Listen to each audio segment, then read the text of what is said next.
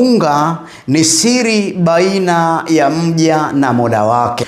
Kuacha chakula na maji ni rahisi sana, lakini kuacha tabia uloizoea ni ngumu mno.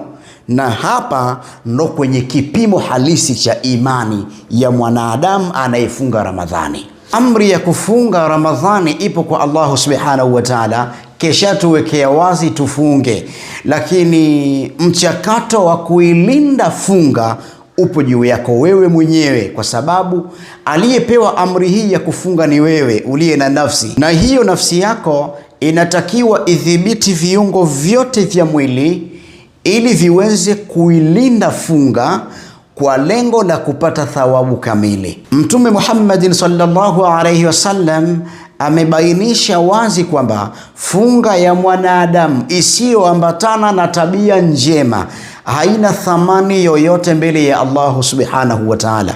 Hili limethibitishwa na hadithi ya Mtume iliyopo katika Sahihi Bukhari inayosema, man lam yada qawla zur wa amala bihi, yeyote asiyeacha uongo, kamdomo, umbea, ushalata habari, yeyote asiyeacha uongo, wa amala bihi, na kuyafanyia kazi matendo mabaya, falaisa lillahi hajatun fi an yada'a ta'amahu wa sharabahu, Mwenyezi Mungu hana haja naye yoyote ya kuacha chakula chake na kinywaji chake. Yani, usipoacha uongo na kuyafanyia kazi matendo mabaya, wewe na funga yako hamna thamani yoyote mbele ya Allah. Mwenyezi Mungu hana haja na wewe.